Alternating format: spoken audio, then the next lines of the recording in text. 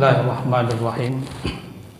Assalamualaikum warahmatullahi wabarakatuh. Alhamdulillah allazi nahmaduhu wa nasta'inuhu wa na'udzu billahi min shururi anfusina wa sayyiati a'malina. Man yahdihillahu fala mudilla lahu wa man yudlilhu fala hadiya lahu. Asyhadu an la ilaha illallah wahdahu la syarika lah wa asyhadu anna sayyidana Muhammadan abduhu wa rasuluhu wa la nabiyya ba'dah. Allahumma salli wa sallim ala sayyidina wa maulana Muhammadin wa ala alihi wa ashabihi wa man wala. Subhanaka la ilma lana illa ma 'allamtana innaka antal alimul hakim. Rabbi israh li sadri wa yassir li amri wahlul 'uqdatam min lisani yafqahu qawli. Allahumma anta rabbuna anta khalaqtana wa nahnu 'ibaduka wa nahnu 'ala ahdika wa wa'dika mastata'na. Na'udzu bika min syarri ma sana'na wa nabu'u laka bi ni'matika 'alaina wa nabu'u laka bi dhunubina faghfir lana innahu la yaghfiru dzunuba illa anta. Jemaah salat subuh rahimani wa rahimakumullah. Alhamdulillah, kita bersyukur kepada Allah kita bisa berkumpul di Ahad pagi ini setelah sholat subuh berjamaah untuk mengikuti kajian-kajian yang disampaikan oleh guru-guru kita. Alhamdulillah pada hari ini masih dipercayakan kepada kami. Semoga kita berkumpul di sini di tempat yang mulia ini, di waktu yang juga mulia ini, dan bersama orang-orang yang dimuliakan insyaallah, dimudahkan oleh Allah langkah kita, diikhlaskan hati kita, dan diridhoi semua apa yang kita lakukan. Jemaah salat subuh yang dimuliakan Allah, kita lanjutkan kajian kita yang pada Ahad yang lalu kita bahas tentang bagaimana kita bisa mendapatkan ridha Allah Subhanahu wa taala. Jadi ada beberapa hal yang perlu kita ketahui untuk mendapatkan ridha Allah itu. Yang pertama kemarin adalah mujahadatun nafs, yaitu kesungguhan diri kita. Di kali ini kita akan lanjutkan, yaitu bagian yang keduanya adalah faqrul abdi ila rabbih. Untuk mendapatkan ridha Allah itu adanya komitmen dalam diri kita, yaitu komitmen faqr, iftikar. Kita merasa fakir, kita merasa butuh, kita merasa tidak apa-apanya. Jadi istilah fakir atau kata fakir, kata fuqara yang kita dengar itu yang kita tidak memiliki apa-apa, itu namanya fakir. Jadi fuqara ilallah, jadi kita butuh ilallah, kepada Allah Subhanahu wa taala. Nah, inilah yang syarat kedua gitu ya, agar kita bisa menggapai ridha Allah Subhanahu wa taala. Yaitu apa? Kita merasa fakir, kita merasa butuh. Dan kebutuhan kita kepada Allah Subhanahu wa taala itu bukan al-murad huna allazi na'rifuhu bihajati al-'abdi ila rabbih min umuri dunya. Jadi kebutuhan kita itu, kata Ibnu Qayyim rahimahullah taala, bukan hanya sebatas dalam urusan dunia. Karena itu yang kita ketahui biasanya. Kita butuh kepada Allah itu dalam urusan dunia saja. Jadi segala hal yang berkaitan dengan urusan dunia, ekonomi kita, kekayaan kita, jabatan kita, dan segala macam yang berkaitan dengan urusan dunia, kita baru butuh Allah. Tidak. Tapi yang dimaksud di sini adalah bihaqikatil amr, pada hakikat substansinya adalah kebutuhan kita sebagai hamba min nahiyatil ubudiyah, dari segi kehambaan kita kepada Allah Subhanahu wa taala. Nah, ini yang dimaksud dengan antumul fuqara ilallah Allahu wal ghaniyul hamid. Dalam surah Fatir ayat ke-15 itu Allah katakan, Allah tegaskan, kalian itu betul-betul fakir kepada Allah. Sementara Allah itu adalah yang maha kaya lagi maha terpuji. Jemaah yang dimuliakan Allah Subhanahu wa taala, makanya ketika seorang ulama ditanya, apa sih fakir itu? Apa sih fuqara itu? Fakir jamaknya fuqara ya. Mata yusammal atau mata kapan disebut al-fakir faqran gitu. Kapan orang fakir itu disebut fakir gitu. Maka ulama ini menjawab, dan ini masyhur ya dalam kitab yang ditulis oleh Imam Ibnu Qayyim rahimahullah taala. Kemudian ulama ini menjawab, yang disebut dengan fakir dan dia dikatakan fakir itu adalah ma la yabqa fihi baqiyatun. Dia tidak memiliki apa-apa. Tidak ada apa-apa. Wa kaifa zalika? Bagaimana hal itu terjadi? In kana lahu falaysa lahu. Wa in lam yakun lahu falahu gitu. Jika dia tidak memiliki sesuatu, jika dia memiliki sesuatu, maka itu bukan miliknya. Dan jika dia tidak memiliki sesuatu, itulah miliknya. Nah, itulah kefakiran. Jadi kita tidak apa-apanya. Tidak ada apa-apa. Kalaupun tidak ada apa-apa, itulah milik kita. Jadi kalau kita masih punya, berarti kita seolah tidak butuh kepada Allah jadinya. Jadi karena kita tidak memiliki apa-apa, maka itulah milik kita. Inilah disebut dengan fuqara. Ini disebut dengan orang yang fakir. Nah tentu ini memang sulit. Kenapa? Karena kita makhluk. Karena kita makhluk. Dan karena kita makhluk itu bergantung biasanya kepada makhluk. Sehingga apa yang terjadi? Sehingga kita akan penuh dengan kekecewaan. Karena kita masih bergantung dengan makhluk.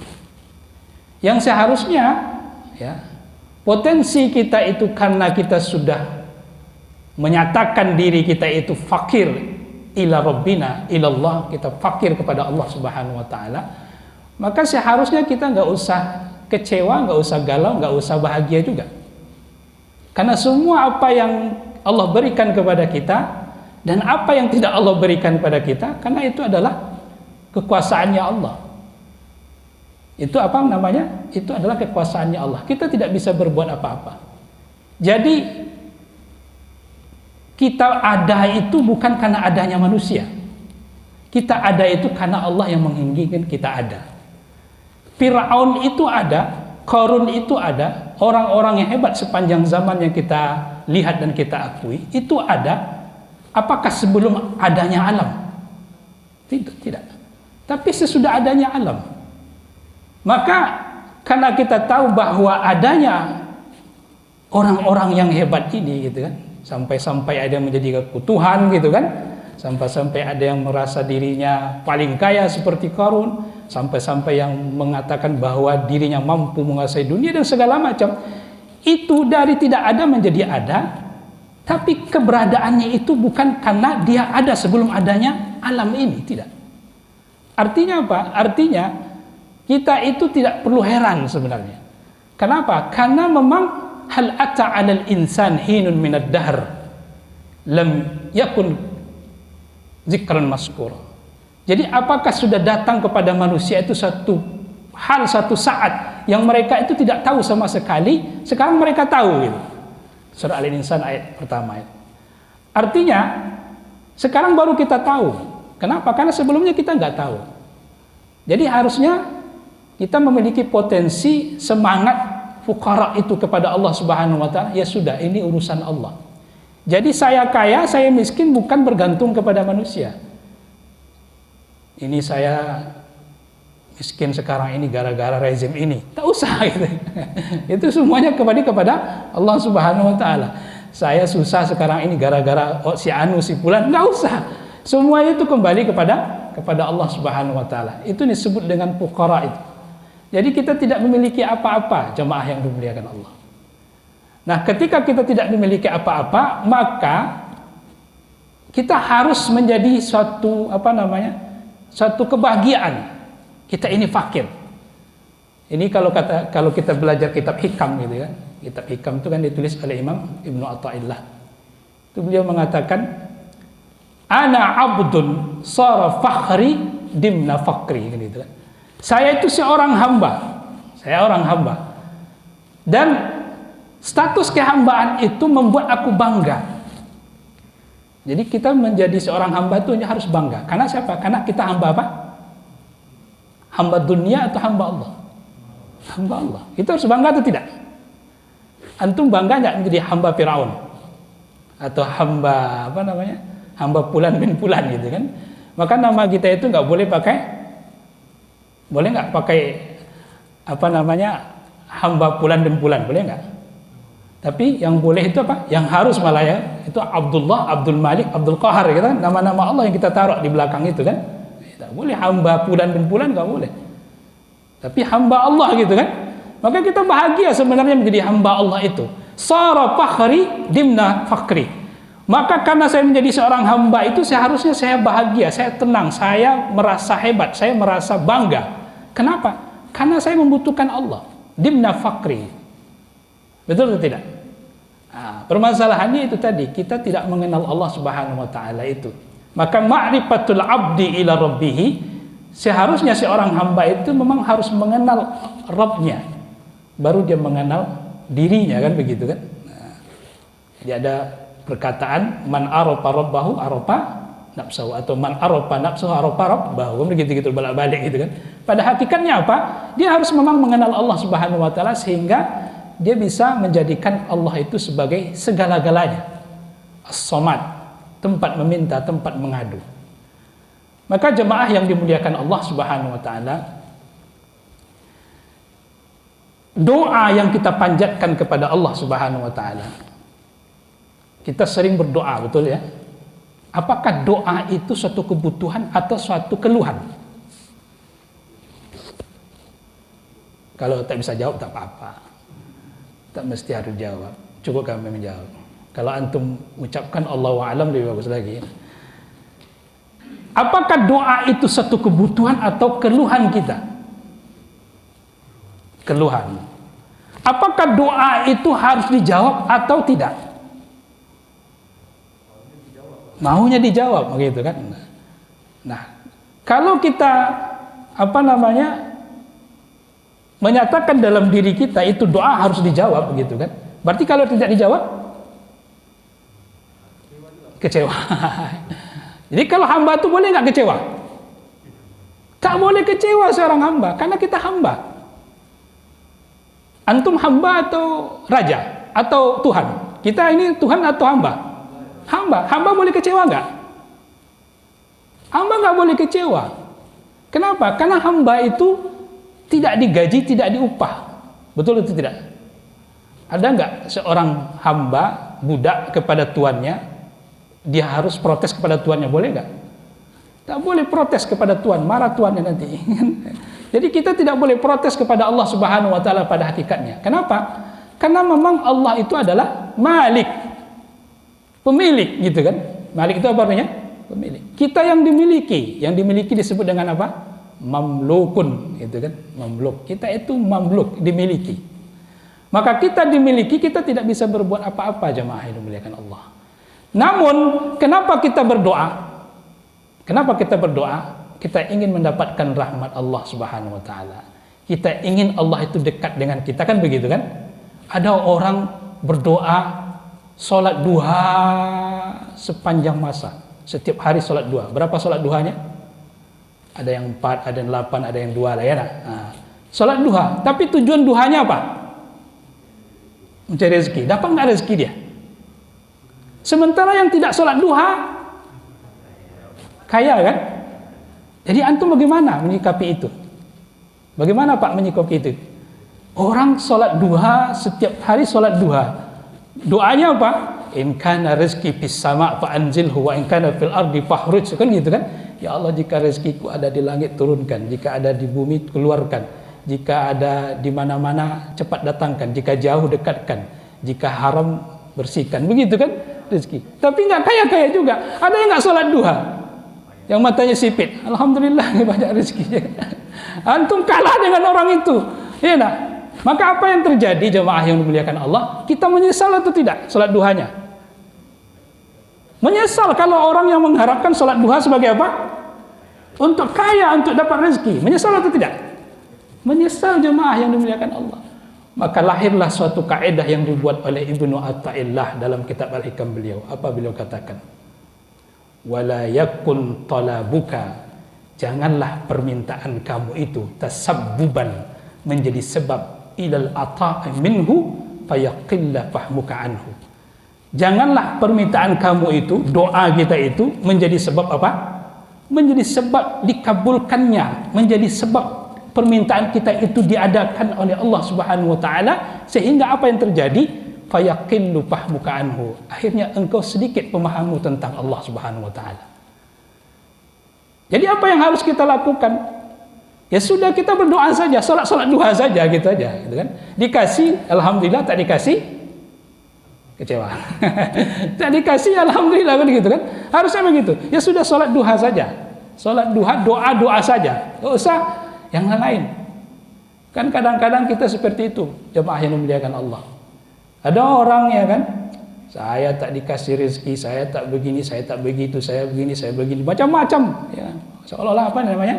Seolah-olah menyalahkan Allah Subhanahu wa taala, bahwa saya sudah capek berdoa begini, salat duha, salat tahajud, salat yang lain-lain, sunnah yang lain sudah banyak saya kerjakan, kok begini-begini juga ini. Kan begitu kan? Nah, ini kita belum menentukan status kehambaan kita namanya. Belum menentukan status kehambaan kita. Jadi kita beribadah itu untuk apa? Makanya sambungannya masih ada. Jadi sambungannya masih ada. Wal yakun talabuka, dan hendaklah permintaanmu itu tujuannya apa? Li izharil ubudiyyah wa qiyamin bil huquqir rububiyyah. Hendaklah ya permintaan kamu itu, ya, permintaan kita itu tujuannya apa? Untuk menunjukkan kehambaan kita. Nah, itu saja. Dan menunaikan kewajiban-kewajiban kita untuk mentauhidkan Allah Subhanahu wa taala. Paham di sini? Sampai di sini jelas? Artinya Bapak Ibu salat duha, salat sunnah apa, salat hajat apa saja pun, kalaupun tidak dikabulkan oleh Allah Subhanahu wa taala permintaan kita itu, maka sebagai penyemangat hati kita, sebagai penenang kita apa? Kita ingin menunjukkan status kehambaan kita. Saya ini hamba loh, saya butuh Allah. Jadi bukan Allah yang butuh saya. Nah, kalau Allah nak kabulkan atau tidak kabulkan ya terserah Allah, karena saya yang butuh Allah. Sepakat atau tidak? Susah sepakat kayaknya. Memang harus dikabulkan ya nak. Karena begitu, memang manusia tipenya pengen dikabulkan saja Pak ya. Susah untuk sepakat memang. Cuma kalau kita ngaji kita seperti ini, kita jadi tenang jemaah. Jadi kalau Allah tak kasih ya sudah, ini sebagai ini aja, sebagai apa namanya? Ya sebagai latihan bagi saya untuk mendapat ridha Allah, ya sudahlah gitu. Makanya kalau orang sudah menjadikan dirinya status kehambaan jemaah yang dimuliakan Allah, maka hidup di dunia ini sebenarnya dia simpel saja. Disakiti dia tidak ada masalah, diberikan kesenangan pun nggak ada masalah, itu sebenarnya. Itu pada hakikatnya. Begitu seharusnya kan? Karena memang dia statusnya sebagai hamba. Jadi makanya kadang-kadang kita itu kan merasa disakiti, merasa tersakiti gitu kan, merasa tak nyaman, tak enak kalau dikritik. Karena kita tidak suka dikritik. Kita tidak suka kita dimarahi orang, kita tidak suka kalau ada orang menasihati kita, ada macam-macam lah. Karena kita pengennya yang mengkritik, kita pengen yang ini segala macam. Itulah status kehambaan kita belum jelas sebenarnya. Seharusnya apa? Seharusnya kita tenang saja dan malah bersyukur. Imam Syafi'i rahimahullah ta'ala itu ketika berbuat baik kepada seseorang, dia tidak peduli orang yang berbuat baiknya itu apakah nanti di belakangnya menjadi orang munafik atau segala macamnya, nggak peduli. Jadi sampai-sampai Imam Syafi'i itu diberitahu oleh muridnya, ya Syekh, ini orang yang tadi engkau berbuat baik kepadanya itu orang yang menjelek-jelekkan kamu sebenarnya di belakangmu. Apa jawab Imam Syafi'i? Nggak apa-apa, biar saya dapat pahala. Susah nggak gitu nggak? Jadi dalam manaqib Imam Ja'far As-Shadiq itu pernah disebutkan, diceritakan, Imam Ja'far As-Shadiq itu datang kepada orang yang menyakitinya dan dia membuat kado kepada orang yang menyakitinya dan dia bilang, terima kasih ya saudara, Anda telah menambah pahala saya. Bisa nggak itu seperti itu? Susah kan? Kenapa? Karena memang kita masih bergantung dengan makhluk. Kita masih bergantung dengan makhluk, ingin dipuji, ya, ingin diberi penghargaan dan segala macam. Nah, orang-orang yang sudah tidak bergantung kepada makhluk inilah, maka dia menjadikan ila rabbihi al-muntaha. Itu dalam surah An-Najm ayat 42 dimulai itu. Inna ila rabbikal muntaha. Segala sesuatu itu kembalinya kepada Allah. Huwa adhaka wa abka. Yang membuat nangis ketawa siapa? Allah. Ya kan? Wa annahu ahya wa amata. Yang membuat kita bisa hidup dan mati siapa? Allah. Yang menciptakan berpasangan-pasangan ada laki-laki perempuan siapa? Allah. Wa anna alaihi an-nas'atal ula. Yang membangkitkan kita kembali yang tidak ada menjadi ada, Allah. Wa annahu aqna wa aghna, atau aghna wa aqna. Yang membuat kita kaya dan merasa cukup siapa? Sudah selesai, itu perkaranya kan. Itu kembalinya ke situ itu semuanya orangnya. Permasalahannya kita tidak mengaji, tidak paham, maka akhirnya kita apa? Bergantung kepada makhluk. Jadi jemaah yang dimuliakan Allah, kita dimarahi oleh seseorang itu kita berterima kasih harusnya. Istri marah kepada suaminya, suami berterima kasih kepada istrinya. Suami dimarahi oleh istrinya, begitu juga berterima kasih pada suaminya. Jadi harusnya bahagia kita. Sepakat ya? Bahkan ya, ada ulama ketika dimarahi oleh orang, terutama oleh istrinya, dia senang. Kenapa senang? Untuk berpahala itu tidak bermodal. Kan gitu kan? Iya, sabar saja gitu kan? Sabar tuh nggak bermodal kan Pak? Ya kan? Sabar. Tapi kalau rukun bermodal. Kenapa? Harus makan bareng lah ke sana kemari, ya, ngajak ke sana, ngajak makan pizza, modal atau tidak? Modal kan? Tapi kalau kena marah, sabar, modal atau tidak? Nggak modal gitu. Aman kan gitu. Hidup tuh begitu saja harusnya. Jadi semuanya ditingkahi, disikapi dengan cara yang itu tadi, dengan cara kita menjadi seorang hamba. Jadi jemaah yang dimuliakan Allah Subhanahu wa taala, dimna fakri. Jadi kefakiranku itulah yang membuat aku tetap mencintai Allah Subhanahu wa taala. Nah, kemudian masih kita lanjutkan, belum sampai di situ ya. Jadi kita menunjukkan bahwasanya kita ini seorang hamba dan kita ingin mentauhidkan Allah Subhanahu wa taala.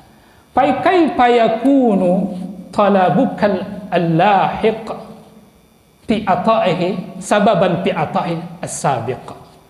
Bagaimana pula keinginanmu baru saja kamu minta gitu ya. Kita kan meminta baru sekarang ini. Kita minta sekarang ini. Itu menjadi sebab gitu kan, akan dikabulkannya doamu yang padahal sudah Allah putuskan sebelumnya gitu. Jadi takdir kita itu kan sudah ada. Allah sudah tulis takdir kita sudah berapa lama ditulisnya? 50.000 tahun sebelum ciptaan langit dan bumi. Sebulan begini, sebulan begitu kan sudah jelas kan? Nah sekarang minta kita kan baru sekarang ini. Ya kan? Minta kita baru sekarang atau kemarin? Waktu kecil itu minta tidak? Walaupun tidak diminta waktu kecil dapat rezeki itu tidak? Dapat juga kan? Nah, ya kan? Anak-anak dulu kan, kita waktu masih bayi, masih umur balita atau masih umur 17 tahun ke bawah ya kan? Kita minta itu mulai tahun berapa? Umur berapa kita minta kepada Allah? Sudah balik lah ya. Nah. Waktu kecil rezeki kita lancar saja ya nak? Minta atau tidak? Tak minta kan? Nah, ya kan? Sekarang kita minta. Nah ingin dikabulkan Allah, padahal Allah sudah putuskan. Ingin kita dahului takdir Allah, kan nggak mungkin. Jadi masalahnya di sini kita ingin mendahului takdir Allah saja sebenarnya. Jadi keputusan Allah itu sudah ada, tapi kini kita ubah. Kalaupun nanti Allah kasih kita, ya kan, itu perspektif kita saja lagi, bukan perspektif Allah. Allah tak bisa diganggu gugat jemaah. Kalau Allah diganggu gugat takdirnya, bukan Allah lagi dia. Nah, jadi perspektif kitanya kenapa saya bisa begini begitu, yaitu bisa karena mu'allaq takliknya kepada kita sebenarnya. Perspektifnya kita, bukan kepada Allah. Nah, maka sebenarnya takdir Allah itu nggak bisa kita ganggu gugat. Ya sudah, terima saja gitu kan. Terima atau tidak? Harus diterima, karena begitu seorang hamba itu kita mamluk, ya terima saja. Makanya bagaimana pula permintaan kamu itu, ya, yang barusan, ya, kita kan barusan meminta gitu kan, menjadi sebab untuk dikabulkan sudah diputuskan oleh Allah sebelumnya. Jadi semuanya itu kembali kepada catatan sebenarnya. Makanya kita di sini percaya kepada takdir. Berat memang percaya kepada takdir jemaah. Kenapa? Karena memang status kita ini belum status hamba. Jadi kalau hamba itu segala sesuatu itu dia percaya kepada takdir, sudah selesai, tidak ada masalah gitu. Jadi apa yang menimpa pada diri kita di bumi ini juga itu kan tidak terlepas fi kitabin min qabli an nabra'aha, kan begitu kan, dalam surah Al-Hadid ayat 22 itu. Apa yang menimpa di bumi ini dan pada diri kalian itu sudah ada fi kitabin. Kitab itu apa? Catatan Allah. Allah itu punya catatan. Di mana taruhnya? Namanya Lauhul Mahfuz, gitu kan? Disimpan, tak boleh diganggu-gugat oleh siapapun. Terjaga, mahfuz, terjaga. Itu Allah tulis di situ.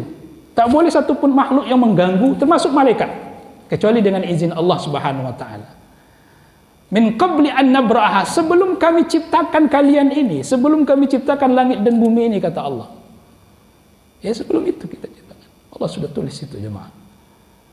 Kemudian kata Allah Subhanahu wa taala, apa tujuannya? Agar kalian likaila ta'sau 'ala ma fatakum wala tafrahu bima atakum. Agar kalian tidak merasa kecewa jika gagal, gitu kan? Dan kalian tidak merasa bahagia jika kalian menjadi orang hebat. Jadi semuanya skenario Allah. Kita tidak kita dicaci, dimarah, gagal segala macam, itu juga takdir Allah. Kita berhasil, kita bahagia, juga takdir Allah. Saya menjadi seorang ustadz, kami menjadi seorang ustadz, Pak Haji menjadi seorang ketua, bapak-bapak mungkin di perusahaan seorang manajer, atau ibu-ibu mungkin sebagai ketua ini, ketua itu, atau sukses dalam bisnis ini dan itu, segala macam itu skenario Allah atas skenario kita. Ya sudah, nggak usah bahagia, biasa saja gitu. Begitu Pak ya? Karena Allah yang ngatur gitu kan. Kalau Allah yang ngatur ya sudah. Apa hebatnya kita? Maka kata dimna fakri itu, saya hebat karena Allah. Betul atau tidak? Saya menjadi seorang ini karena Allah. Saya menjadi seorang karena pertolongan Allah. Bukan karena saya tidak ada apa-apanya. Begitulah jemaah. Kita memahami hakikat kefakiran kita kepada Allah Subhanahu wa taala. Maka kalau ini kita tanamkan, kalau ini kita kuatkan dalam diri kita, insyaallah jemaah yang dimuliakan Allah Subhanahu wa taala, hidup itu indah saja di dunia ini. Yang kedua, status kehambaan kita itu karena memang kita itu diberi peluang oleh Allah Subhanahu wa taala untuk dekat dengannya dengan bermacam cara. Di antaranya kelebihan Rasulullah sallallahu alaihi wasallam dibandingkan dengan rasul-rasul yang lain itu ju'ilat lil ardi masjida. Dijadikan bumi ini tempat sujud bagiku. Di mana saja bumi ini Bapak Ibu bisa sujud. Sepakat ya? Makanya kita bahagia Bapak Ibu. Karena Bapak Ibu di mana saja berada bisa dijadikan bumi sebagai tempat sujud. Itu sangat bahagia Bapak Ibu. Makanya ketika ya kita berada di satu tempat, maka bumi ini menjadi saksi sebenarnya. Jadi mungkin dalam pemikiran kita bahwasanya makhluk Allah selain manusia itu juga punya akal sebenarnya. Jadi Allah bisa berdialog dengan bumi, bisa berdialog dengan langit. Dalam Al-Qur'an Allah katakan itu i'tiya tau'an wa karhan qalata atainaka ta'in. Wahai langit dan bumi, datang kepadaku dalam keadaan terpaksa atau dalam keadaan taat. Maka mereka menjawab, kami datang kepada engkau ya Allah dalam keadaan taat. Jadi Allah bisa berdialog dengan bumi dan langit. Dan Rasulullah, bahkan nabi-nabi sebelum kita, nabi-nabi sebelum Nabi Muhammad itu juga bisa berdialog dengan hewan, seperti Nabi Sulaiman berdialog dengan hewan, ya kan? Rasul juga bisa berdialog dengan batu. Artinya apa? Alam ini sebenarnya punya akal dan menjadi saksi. Makanya jemaah yang dimuliakan Allah, kalau kita bermakmum, ini kembali kaidah fikih ini ya. Kalau kita bermakmum, ya kan? Enak jadi makmum atau jadi imam? Enak jadi makmum atau jadi imam? Enak jadi makmum. Kenapa? Karena makmum itu bisa pindah-pindah tempat. Jadi banyak saksinya nanti. Bisa sudut sana, bisa tengah, bisa di pinggir, bisa di sana. Nah, ini kan banyak saksi. Antum di pojok-pojok ini kan saksi nanti. Ngaji di pojok sana saksinya nanti. Itu enaknya jadi makmum tuh di mana-mana. Kalau jadi imam tidak di situ saja dia. Betul atau tidak? Di situ saja dia. Makanya nanti jadi saksi ini. Jadi bumi ini akan menjadi saksi. Si fulan sujud di sini, si fulan sujud di sini, si fulan sujud di sini, si fulan sujud di sono sini. Itu akan menjadi saksi jemaah. Yauma idzin tuhaddisu akhbaraha. Maka bumi akan menceritakan nanti si fulan bin fulan begini sujud di sini. Maka semakin banyak kita ya kan bertualangan ya kan. Tapi untuk sujud itu maka semakin banyak saksi kita. Tapi kalau kita bertualangan untuk maksiat juga akan bumi menjadi saksi untuk kita juga. Nah, jadi pilih yang mana? Kita tinggal pilih bumi sebagai saksi untuk kebaikan kita, sujud kita, ibadah kita, atau bumi sebagai saksi untuk kemaksiatan kita. Terserah kita. Tapi alhamdulillah, ternyata kita pengennya bumi menjadi saksi untuk sujud kita. Makanya saya lebih pilih jadi makmum gitu. Kalau imam diam situ saja. Makanya imam bertanya kepada kami, bagaimana itu Pak Ustadz? Kalau kami nggak bisa kemana-mana, makanya kemana-mana saja. Karena memang imam netap situ saja ya kan. Kecuali nanti habis selepas sholat fardu ya, bisa dia pindah-pindah. Maka sunnahnya jemaah yang dimuliakan Allah, selepas sholat fardu antum, kalau tidak pulang ke rumah, kalau kan dianjurkan sholat sunnah itu kan di rumah, baik qobliyah atau ba'diyah, ya kan? Terutama ba'diyah ya nak ke rumah. Tapi kalau tetap di masjid pindah. Nah, kalau tetap di masjid pindah, ambil tempat.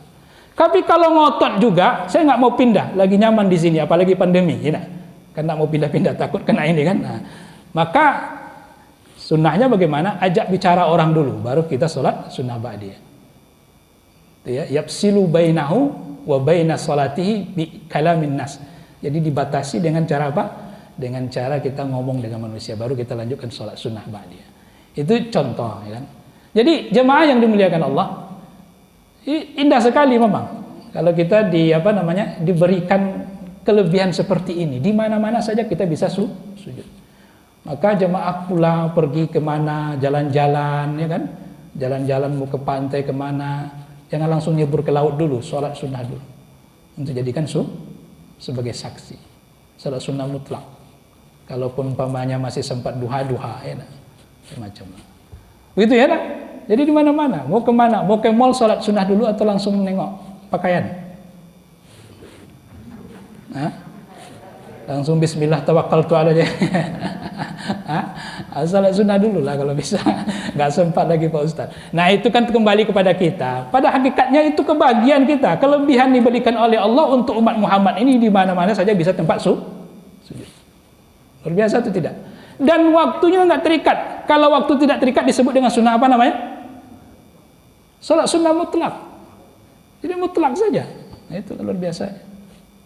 Jadi bapak, ibu punya kesempatan, punya waktu, ya salat sunnah mutlak saja. Sunnah mutlak.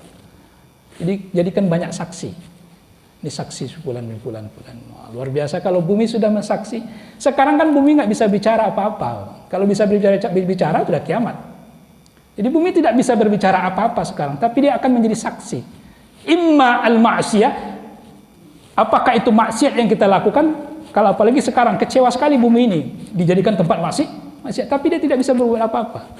Nah, maka jangan sampai kecewakan nanti kelak di hari kiamat bumi akan bicara si fulan bin fulan dia selalu sujud jadi buat kebaikan. Mudah-mudahan jemaah yang dimuliakan Allah ini menjadi suatu cara kita lah ya untuk bisa mendapat ridha Allah Subhanahu wa taala itu kita meyakini bahwa kita ini fakir. Fakir bukan dalam keadaan dalam konteks keduniaan, tapi dalam konteks kehambaan. Ya, kalau kita butuh ya tetap kita meminta kepada Allah ya, itu betul. Cuma jangan jadikan permintaan kita itu menjadi sebab untuk dikabulkannya permintaan kita itu. Kenapa? Karena Allah sudah takdirkan. Jadi kalau Allah kabul tidak Allah kabulkan ya terserah Allah. Itu yang penting jemaah yang dimuliakan Allah. Karena banyak orang sekarang ini mengeluh ya segala macam. Mengeluh silakan, nggak ada masalah. Kita mengeluh. Banyak ulama-ulama kita mengadukan itu kepada Allah, tapi tidak menghujat Allah. Ya kan? Sikit-sikit Allah marah itu tak boleh. Itu boleh kan? Itu berarti dia memarahi dirinya. Maka kata ulama tasawuf, nafsuka matiyatun farfuq biha, kan gitu. Dirimu ini adalah kendaraanmu untuk menuju Allah, maka kamu harus lembut kepada dirimu, sayangi dirimu. Jadi jangan kasar kepada diri kita. Kita harus lembut. Karena itu kendaraan kita menuju Allah, mendapatkan ridha Allah Subhanahu wa taala. Jadi sebelum orang menghujat kita, sebenarnya kita sudah menghujat diri kita. Kadang-kadang apa-apa kita menyesali semuanya. Gitu. Maka ini suatu yang tidak baik pada hakikatnya gitu kan. Tapi karena kita manusia yang lemah, ya kalau mengaji mengenai fuqara ini kan, itu kan makamnya kan sudah tinggi. Makamnya sudah tinggi, baratnya gimana ya? Perlu dilatih ya, perlu dilatih kan. Tapi karena kita sudah kan nggak muda lagi nih, nah, masa sekarang belum saat tibanya kita juga menjadi manusia yang lebih berkualitas. Alam ya'ni lil ladzina amanu an tahsya qulubuhum li dzikrillah. Apakah belum tiba juga saatnya bagi orang beriman itu untuk mantap kualitas keimannya? Sudah saatnya kan? Nah, apa kita masih kayak anak-anak lagi? Kan tidak. Nah, makanya oleh karena itu kita terus mengupdate ya. Jadi update status kehambaan kita itu kepada Allah Subhanahu wa taala. Setiap antum setiap kali buka Facebook update status apa? Status hari ini kan gitu kan. Nah, jadi status hari kita ini hari apa? Status kita hari ini apa statusnya? Kepakiran kita kepada Allah Subhanahu wa taala. Jadi banyak sebenarnya yang kita sampaikan, pada hakikatnya itu substansinya. Jadi untuk menunjukkan kita bahwa butuh kepada Allah, maka kita ya meminta kepadanya, sujud kepadanya, dan kita tidak memikirkan mau itu dapat surga atau tidak. Makanya dalam sebuah asar itu disebutkan, lau lam akhluq, apabila aku tidak menciptakan surga dan pula tidak neraka, apakah kalian tetap menyembahku? Tetap, karena dia adalah Rabb, gitu kan? Mau disebut tidak. Maka ada seorang ateis itu kan datang kepada Sayyidina Ali, Allah meridainya. Wahai Ali, Anda kan orang cerdas, orang pintar. Ali terkenal dengan kecerdasan. Kalau umpamanya nanti di akhirat, ini pakai umpama juga ya. Kalau di akhirat nanti ternyata surga tak ada dan neraka pun tak ada, berarti sia-sialah kamu beramal di dunia ini. Antum jawabnya gimana itu? Ya kan, kalau ada bagaimana? Kalau tidak ada, nah, gitu kan. Maka Ali santai jawabnya. In kana qaulukal haqqa, jika perkataanmu benar, takhalasta wa takhalastu, aku dan engkau aman. Kan begitu kan? Jika perkataanmu benar, surga tak ada, neraka tak ada, engkau dan aku aman. Sama-sama tidak masuk surga, sama-sama tidak masuk neraka. Ateis loh. Tapi jika perkataanmu tidak benar, aku menang. Kenapa? Aku beribadah gitu kan. Nah, itu makanya. Jadi selesai gitu saja jemaah. Jadi in kana qaulukal haq, ya, jika perkataan engkau benar, takhalasta wa takhalastu, aku dan engkau aman. Tapi jika kau tak benar, inilah tanda, ini contoh aja lah. Ada nggak neraka atau tidak gitu kan? Gitu kan? Kalau tak ada apa? Asal aman kita. Orang beriman dengan orang tak beriman sama aja itu. Tapi kalau ada gimana? Tapi kita meyakini ada atau tidak? Sudah selesai. Gitu aja kan? Gitu kok repot kan? Enggak kan? Nah, nggak repot, sudah selesai. Maka jawaban itu cerdas. Jadi jemaah yang dimuliakan Allah Subhanahu wa taala, kenapa cerdas ya? Karena itu status kehambaan tadi. Karena kehambaannya itu adalah jelas ya. Mudah-mudahan kita bisa mengikuti ya orang ulama-ulama kita yang luar biasa ya. Demikian mungkin yang bisa saya sampaikan karena waktu juga Bapak Ibu, atau pada pertanyaan mungkin yang kedua Bapak Ibu sampaikan. Tafadhol, silakan. Kemana? Waalaikumsalam warahmatullahi wabarakatuh.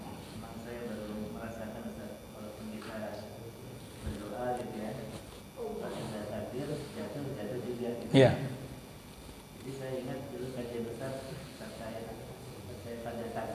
Ya. Ya, ada Jabariyah. Ya. Ya. Oh ya. Ya. Ada memang beberapa golongan yang mereka ini tidak percaya kepada takdir. Ada yang ekstrim, ya, yang melepaskan segala sesuatu itu terlepas dari kekuasaan manusia. Itu adalah yang disebut dengan Jabariyah. Jadi semuanya fatalism. Fatalism itu apa namanya? Ya pasrah saja, semua adalah kekuasaan Allah. Nah, yang bahayanya lagi adalah yang semuanya bergantung kepada manusia. Manusia pada manusia itu artinya Allah tak punya intervensi. Allah tidak punya kuasa. Allah tidak memiliki kuasa, tapi manusia lah yang berkuasa. Yang menentukan dia masuk surga itu atau tidak adalah manusia. Maka ini adalah orang-orang yang qadariyah, ya, atau disebut dengan Mu'tazilah. Jadi pemahaman kita bukan seperti itu. Ahli sunnah wal jamaah itu bukan seperti itu. Kita meyakini memang semuanya adalah takdir Allah. Baik buruk adalah takdir Allah. Itu catatan yang sudah ada. Kita nggak boleh ubah-ubah itu. Maka ketika Nabi Musa alaihissalam meminta mukasyafah, ya, mukasyafah itu dibuka pintu-pintu gaib gitu kan, agar bisa bertemu dengan Nabi Adam alaihissalam. Maka Allah kabulkan doanya. Kemudian Nabi Musa alaihissalam bertemu dengan Nabi Adam dan berkata kepada Nabi Adam, "Ya Abul Basar, wahai bapaknya manusia, khuliqta biyadihillah, engkau itu diciptakan langsung dari tangan Allah." Memuji dulu ini luar biasa, benar. Tapi engkau yang menyebabkan manusia keluar dari surga dan membuat manusia jadi celaka. Panas jadi Nabi Adam, ya kan? Pertama muji, kemudian menjatuhkan, ya kan? Maka kemudian Nabi Adam jawab, "Ya Musa, anta kalimullah." Engkau adalah orang yang diajak oleh Allah berbicara, bukan? Iya, dipuji juga itu Nabi Adam. Tapi Anda tahukah di dalam kitab Taurat yang diturunkan kepada Anda? Tahu apa itu? Tentang takdir. Iya. Kapan kesalahan saya itu terjadi? Kesalahan engkau itu sudah tercatat 40 tahun sebelum engkau melakukannya. Ya sudah, itulah jawabannya, kata Nabi Adam. Jadi semuanya faktornya adalah mau iblis menyebutkan itu karena iblis, ya kan? Karena nafsu dan segala macam, tapi faktornya catatan tadi. Karena Allah sudah catat bahwa Musa akan berlakukan satu kesalahan. Itulah kita mengimaninya, jemaah. Jadi kita tidak bisa mengatakan bahwasanya apa? Semua karena manusia, semua karena ini, tidak. Tapi kita mengimaninya semua itu kembali kepada Allah Subhanahu wa taala. Namun, etikanya kan ada kan? Etikanya apa? Kita beranggapan sesuatu yang buruk itu karena kita yang melakukannya, kan begitu kan? Nah, itu etikanya begitu. Tapi pada hakikatnya, pada dasarnya semuanya kembali kepada Allah Subhanahu wa taala.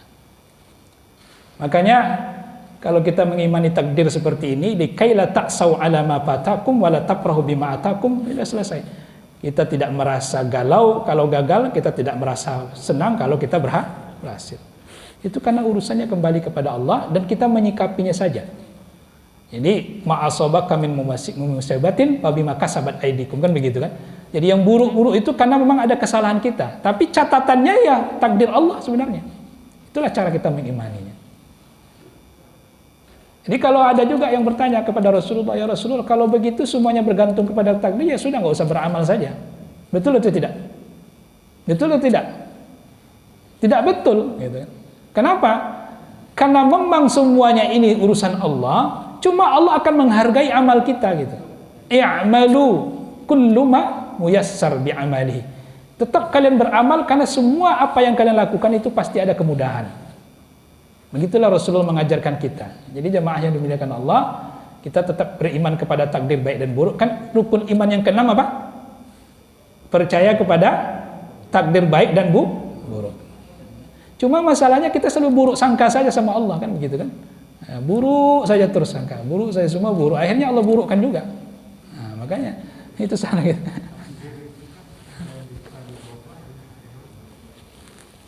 Takdir itu ada bisa dirubah, ada tidak. Ya, perspektif Allah tak bisa dirubah. Perspektif manusia bisa dirubah. Jadi ada dua jemaah yang kita harus pahami. Karena makanya masalah takdir ini kata Rasulullah, wa idza zukiral qadar fa'amsik anhu. Itu hadis sahih dengan Imam Tabrani. Kalau ada Satu sisi kita dibolehkan berbicara takdir, satu sisi juga nggak dibolehkan bicara takdir. Kenapa? Karena dikhawatirkan nanti kita galau, bingung gitu kan. Nah, itu kan. Maka Rasulullah itu memberikan suatu pernyataan. Kalau ada orang ngomong tentang perbintangan, sudah tahan. Artinya jangan sibuk lagi ngomong perbintangan, kan dukun-dukun itu kan. Kalau ada juga orang ngomong tentang takdir, sudah tahan juga, jangan terlalu banyak kali. Artinya gini, karena kadang-kadang kalau kita bicara takdir, kalau otak kita nggak siap, bahaya. Seperti ini contohnya kan, takdir itu bisa diubah. Bisa diubah atau tidak? Bisa, karena Rasulullah mengatakan doa itu bisa mengubah takdir. Buktinya apa? Ketika kita silaturahim, bisa panjang umur, bisa lancar rezeki. Kan begitu kan hadis yang kita ma'ruf. Tapi itu kita melihatnya dari perspektif amaliyah kita, itu manusia, bukan perspektif Allah. Kalau Allah itu tidak bisa lagi diganggu gugat, jemaah. Itu paham ya? Itu saja. Kalau perspektif manusia bisa diubah. Maka disebut dengan tali apa namanya? Takdir mu'allaq. Jadi kita boleh saja. Namun dari perspektif Allah nggak boleh, karena Allah nggak boleh diganggu gugat. 50.000 tahun sudah Allah ciptakan takdir itu sebelum manusia diciptakan. Artinya nggak boleh diganggu gugat. Boleh nggak diganggu gugat? Tak boleh. Cuma kenapa bisa berubah? Itu perspektifnya kita. Kita melihat dari amalia kitanya saja. Namanya kalau ada orang dipanjangkan umur sampai 1000 tahun gara-gara silaturahim gitu kan, ya sudah, imani saja, udah. Nggak usah langsung ini gara-gara nggak usah. Heboh gitu kan. Itu tidak boleh. Karena kalau jadi heboh jadinya apa? Ya Allah, kita ragukan dong. Gitu kan? Nah, makanya sudah selesai, imani saja. Alhamdulillah usia saya sampai 1000 tahun. Sudah selesai. Jangan tahu nggak kalian? Gini gara-gara silaturahim ini. Ini cerita sana cerita ke situ kan. Coba kalau nggak ada silaturahim nggak kayak gini nih. Lupa dia Allah. Alhamdulillah. Ya kan gitu kan? Segala puji bagimu ya Allah. Berkat pertolonganmu ya Allah, melalui silaturahim sehat saya, panjang umur saya, rezeki saya mudah, ya kan? Dapat bingkisan, ya, dapat makanan, gitu Pak. Ya, buktinya kita datang silaturahim dapat makanan atau tidak? Dapat atau tidak? Tapi inikah yang kita lakukan, kita andalkan? Tidak kan? Nah, tapi itu tak lepas dari pertolongan Allah. Begitu saja intinya kan. Jadi perspektif manusia kita bisa ubah. Tapi kalau Allah, jadi ada 3 perspektif sebenarnya. Manusia, Allah, malaikat, manusia. Nah, yang Allah sama malaikat tak usah diganggu gugat. Karena malaikat ada yang ini perintahkan oleh Allah untuk apa? Untuk meniupkan roh dan mengatur rezeki baik dia orang atau tidaknya kan gitu kan. Nah, itu tidak bisa diganggu gugat. Tapi perspektif manusia silakan. Makanya Rasulullah memberikan motivasi-motivasi itu tujuannya apa? Perspektif sebagai kita sebagai hambaan sebenarnya. Makanya ada hadis-hadis yang memotivasi kita, kalau kalian baca ini, kalian akan selamat dari itu kan begitu kan? Kalau baca ini 100 kali, 100 gini, itu kan banyak itu kan? Yang kita dengar baca Al-Fatihah sebanyak 7 kali, banyak surah Al-Ikhlas sebanyak sekian, itu kan ada. Itu hanya perspektif amaliyah saja untuk kita. Nah, tapi kalau untuk Allah tak usah diganggu-gugat. Berkaitan kepada Allah Subhanahu. Ada lagi? Ibu-ibu? Silakan Pak Zul. Jadi misalnya kita seorang pedagang. Ya. Waduh, punya rugi nih. Ya. Kita berdoa. Ternyata nggak jadi rugi. Kenapa ada temanku yang Iya.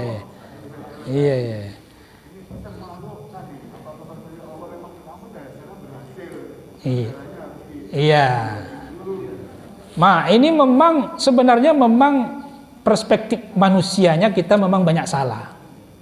Begini, kalau kita perspektif manusia, kita memang harus berhati-hati memang. Kenapa?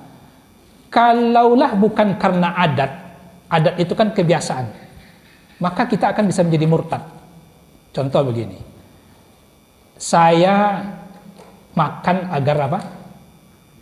Kenyang. Boleh nggak itu? Nggak boleh. Kenapa? Karena secara hakikat salah kita. Saya untuk segala sesuatu ini untuk Allah. Allah nggak butuh kita sebenarnya kan, gitu kan. Tapi kenapa kita secara adat itu kan, saya makan agar kenyang, saya minum agar puas, gitu kan. Itu karena ada adat. Maka adat itu menjadi hukum, menjadi tradisi bagi kita, karena memang kita nggak lepas dari itu. Nah seperti itu tadilah. Untung ada kamu gitu kan. Nah, itu kan adat. Kalau sudah secara syariat, secara hakikatnya, itu nggak boleh. Kita harus mengucapkan apa? Alhamdulillah. Dengan perantara kamu. Kan begitu. Nah, itu sudah apanya. Cuma karena adat, ya, adat itu menjadi hukum, karena kita tidak berdosa. Kenapa tidak berdosa? Karena memang manusia, kita manusiawi gitu kan. Manusiawi. Nah kalau kita seperti malaikat, seperti para nabi itu kan luar biasa memang. Kalau nabi itu kan kesalahan kecil saja itu menjadi dosa gitu kan. Bahkan kesalahan kecil nabi itu menjadi pahala bagi orang-orang seperti kita. Kan? Hasan apa namanya? Sayyi'atul anbiya, hasanatul abrar kata Imam Fakhrul Razi, gitu kan. Beliau mengatakan kesalahan kecil seorang nabi itu bisa menjadi kebaikan bagi kita. Karena memang kita nggak boleh seperti itu kalau para nabi. Kalau kita awam seperti kita ini ya itu tadi. Itu sebenarnya secara adat nggak masalah gitu kan. Tapi secara hakikatnya dia kembalikan itu urusannya kepada Allah. Ya, begitu kan? Seperti tadi kan. Aduh rugi nih, aduh kacau lah rugi. Betul atau tidak? Kita sering gitu kan? Kacau rugi ini. Nah, untung ada kamu. Itu kan. Udah kena berapa kali itu? Satu kita mengeluh, menghujat, yang satu lagi syirik gitu kan. Syirik. Cuma karena secara adat, kebiasaan, karena kita nggak lepas dari itu. Kita kalau minum puas aku rasanya. Gitu kan. Kalau kita makan kenyang terus. Gitu kan. Nah, itu kan adat ya. Nah, seharusnya apa? Seharusnya yang mengenyangkan itu apa? Allah. Yang membuat kenyang itu apa? Allah. Yang membuat kita puas dari dahaga apa? Allah, bukan air, bukan makanan yang mengenyangkan, begitu kan? Yang mengenyangkan kita itu siapa? Air, nasi kah atau Allah? Allah. Kok ragu-ragu jawabnya? Bingung kayaknya ini, makin bingung. Allah. Cuma secara adatnya ya nasi gitu kan, adatnya karena kita adat, kita tradisi makan. Jangan mentang-mentang antum setelah ngaji ini tak makan-makan. Sudahlah Allah yang mengenyangkan saya. Kita punya adat, kita manusia. Nah, itu secara adat nggak apa. Cuma kalau sudah sampai ke hakikat tadi, itu bahaya. Maka cuma itu tadi, jangan sampai menjadi kita lemah gara-gara itu ya. Ini susah kali hidup ini sampai gini. Kita tetap hati kita mempedomani bahwa segala ini adalah Allah. Makanya ketika ada orang bertanya kepada kami, boleh nggak bawa keris kemana-mana? Dia nyaman dengan keris itu, boleh nggak? Boleh, gitu kan? Nggak syirik kan? Nggak syirik. Karena kalau dibilang syirik bahaya kan? Orang bawa keris kan orang apa? Orang kita Jawa sering bawa keris kemana-mana ya kan? Nah, boleh nggak bawa keris itu? Boleh. Tapi dia tak mengimani keris itu. Dia hanya nyaman saja. Sama seperti kita orang kota bawa ATM kemana-mana kan? Nyaman nggak bawa ATM kemana-mana? Kalau ATM-nya berisi kan gitu kan? Tapi nyaman kan? Tapi orang yang bawa ATM itu syirik nggak?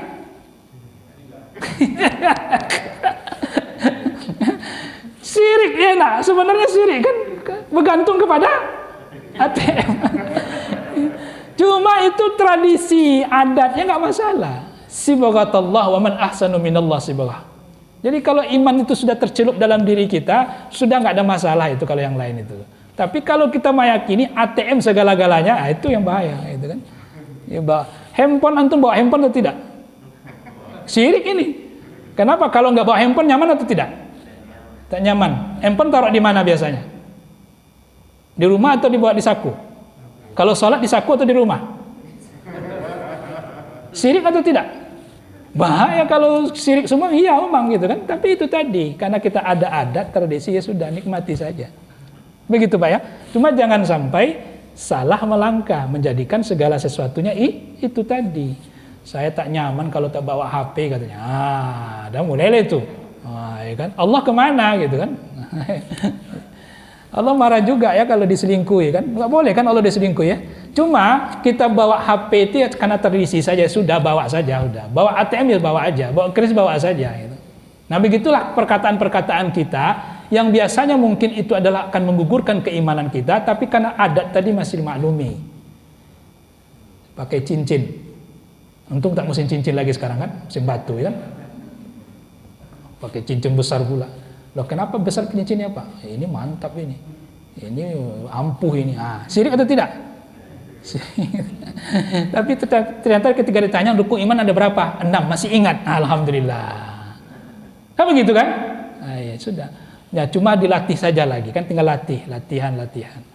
Jadi begitu jamaah yang dimuliakan Allah yang bisa kita sampaikan. Ada lagi? Ada Ibu, silakan Bu.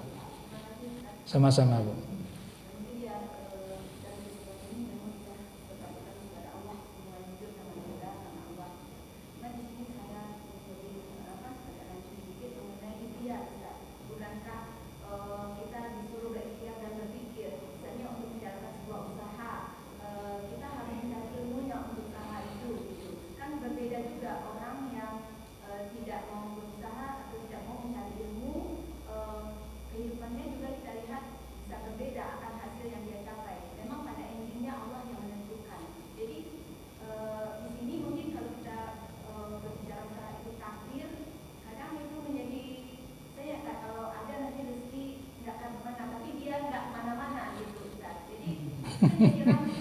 Iya.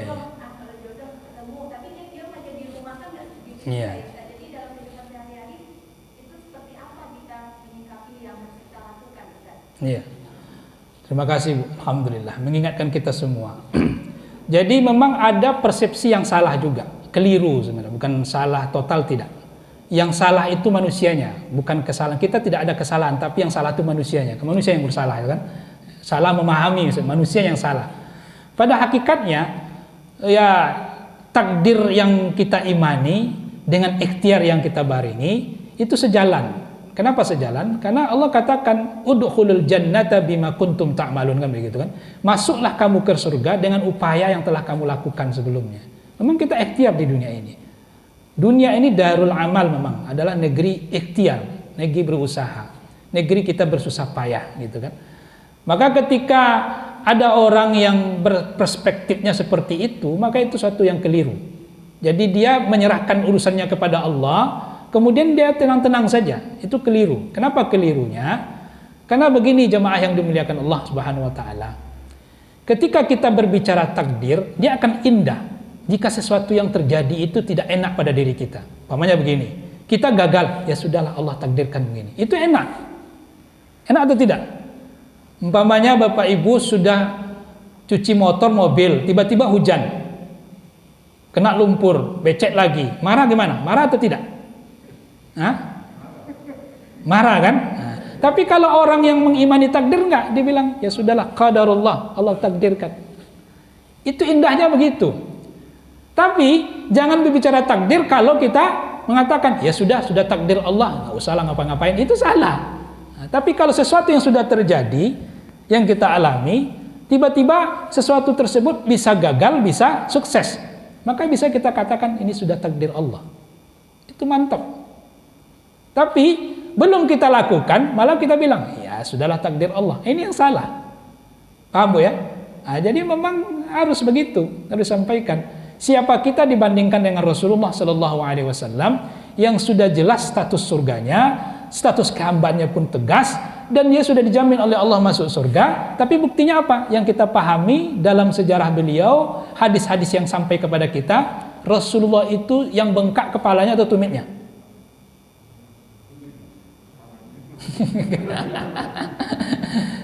Kalau bengkak kepala, Allah alam ya. Tapi kalau tumit yang bengkak karena saking lamanya berdiri, itu kenapa? Ibu kalau saking lama berdiri masak bengkak tumit atau bengkak kepala? Masak aja kerjanya. Yang bengkak itu kepala atau yang bengkak itu saku atau yang apa?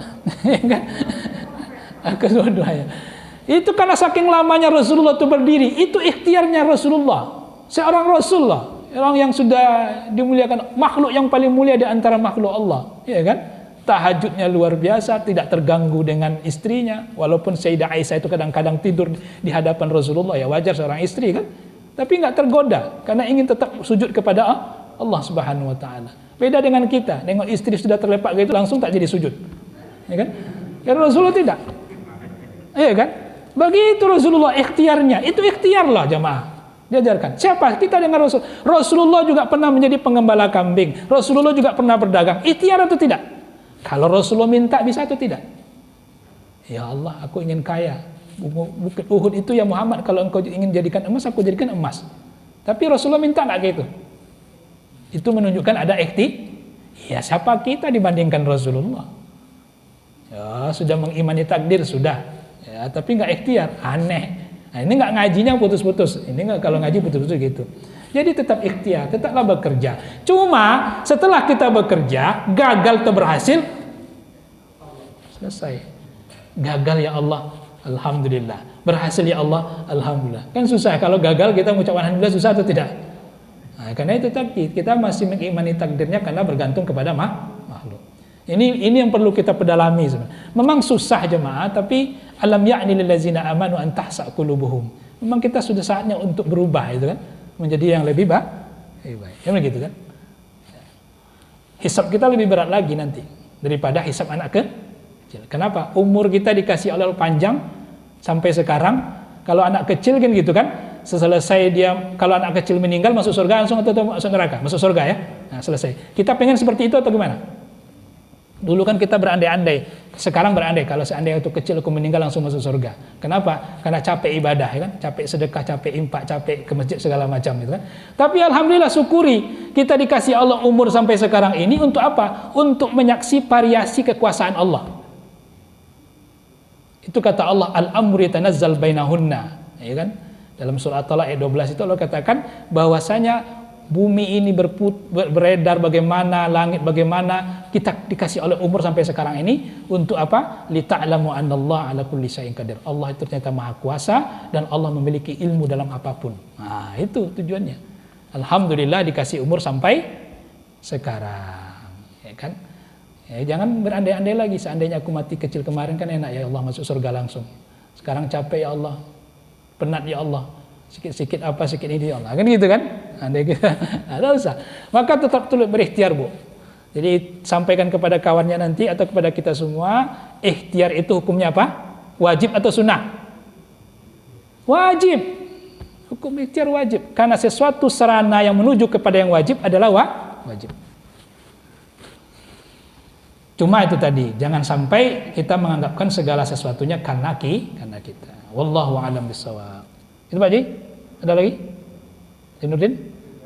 Sudah cukup. Nah, terima kasih jemaah yang dimuliakan Allah atas perhatiannya. Mohon maaf dalam penyampaian kami jika ada hal yang kurang berkenan, karena memang kita tidak terlepas dari kesalahan dan kekurangan. Mudah-mudahan dengan pengajian kita, dengan keistiqomahan kita taat kepada Allah Subhanahu wa taala, Allah berikan kemudahan kepada diri kita, Allah limpahkan rahmat, ridha dan barokahnya kepada kita, dan Allah angkat segala penyakit-penyakit yang ada dalam diri kita dan orang-orang yang sakit di antara kita yang sedang terpapar, terkonfirmasi dan ya lain-lain semuanya. Kita mohon kepada Allah Subhanahu wa taala, Allahumma asfihim, Allahumma asfihim, Allahumma azabil ba'sihim. Ya Allah, angkat penyakit mereka, angkat penyakit kami, sembuhkan mereka, dan ya Allah berikan keberkahan, kesembuhan yang seutuhnya. Dan ya Allah kepada kami, berikan kami kekuatan, berikan kami upaya ikhtiar yang kuat untuk senantiasa dekat kepadamu ya Allah. Dan orang-orang yang telah mendahului kami, Allahumma ighfir lahum warhamhum wa'afihim wa'afu anhum wa akrim nuzulahum wa wasi' madkhalahum waj'al jannata maswahum. Allahumma inna nas'aluka ilman nafi'an wa rizqan halalan tayyiban wa amalan mutaqabbala. Allahumma ja'alil hayat ziyadatan lana fi kulli khair wa ja'alil maut صراحة لنا من كل الشر. ربنا ظلمنا أنفسنا وإن لم تغفر لنا وترحمنا لنكونن من الخاسرين. ربنا آتنا في الدنيا حسنة وفي الآخرة حسنة وقنا عذاب النار. walhamdulillahi rabbil alamin. Wa akhiru kalamina subhanakallahumma wa bihamdika asyhadu an la ilaha illa anta astaghfiruka wa atubu ilaik. Wassalamu alaikum warahmatullahi wabarakatuh.